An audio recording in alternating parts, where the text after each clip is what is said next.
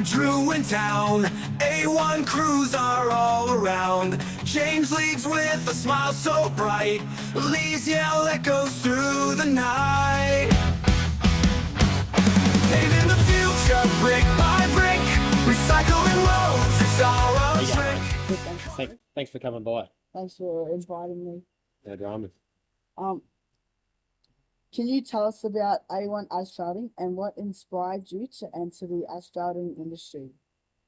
My father was a civil contractor. He got into asphalting sort of by chance, I suppose. He had a job he was doing and he had to get the asphalt down to get paid, and he couldn't get anyone to come and do it. So he ended up buying a paver, and he just got a few guys and they went from there.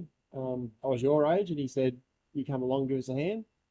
So I was there on that day, and it was hard work, but I liked the team environment, and I liked looking back and seeing that something was finished. And yeah, just hooked me from there. And What types of projects does A1 Asphalting specialize in, and what sets your company apart from the competitors? good question, Krue. We specialise around this area, probably do a lot of estate work. So we've done a fair few jobs for your father, obviously.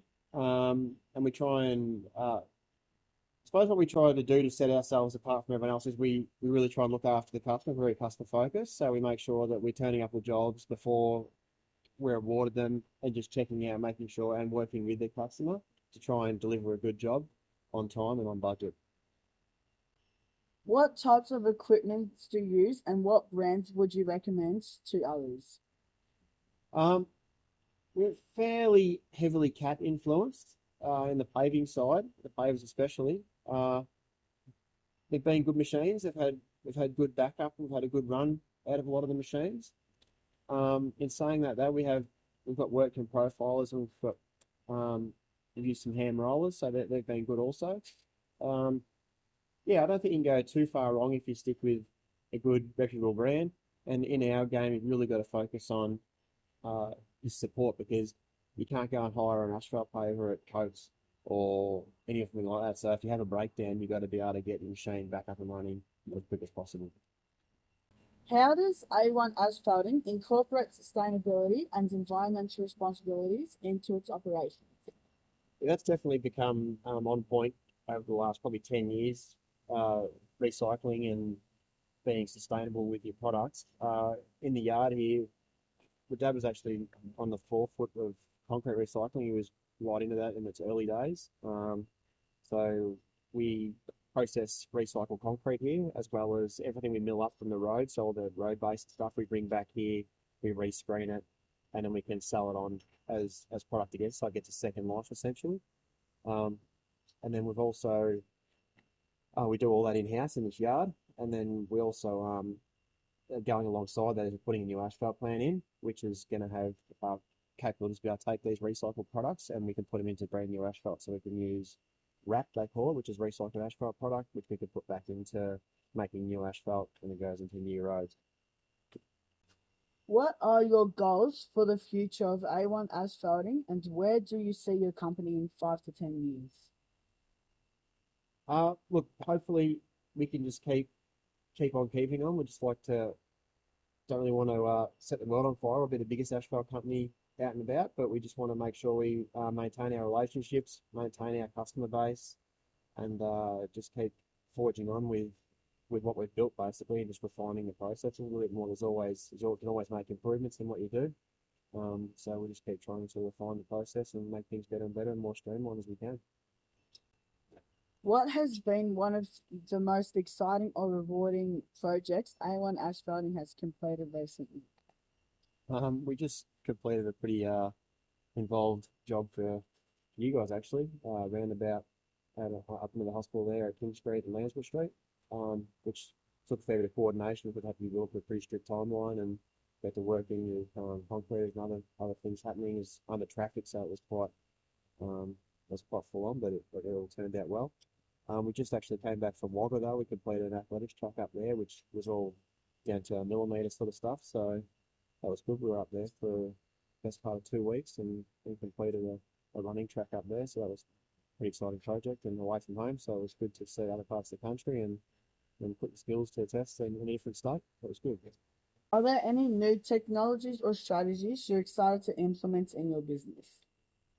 Um, in our line of work, sonic sensors they've come a long way now from back in the day for doing joint matching. We used to use like contract tracing skis and that sort of stuff. Now it's gone all sonics, and then a lot of the players that are coming out now have sort of top con and that sort of stuff built into it for receivers, so we can match off string lines, or we can, if we lay one mat, we can match to it. And the pavers themselves are giving better readouts now. Becoming, you can input your parameters into the paver, and it can tell you how many tons you're laying and all the throughput of the machine, which is quite exciting. But it's forever evolving. But look, just recently I saw in China there was like 100 k's of freeway. Don't quite remember the exact number, but it was laid all with AI. So yeah, essentially it was all like remote control. The pavers, the rollers, the whole lot was all done without any operators at all. So it's pretty scary stuff, but it seems to be limitless with technology as to what can be achieved these days. How does partnering with Krue Racing reflect on the A1 asphalting core value of goals?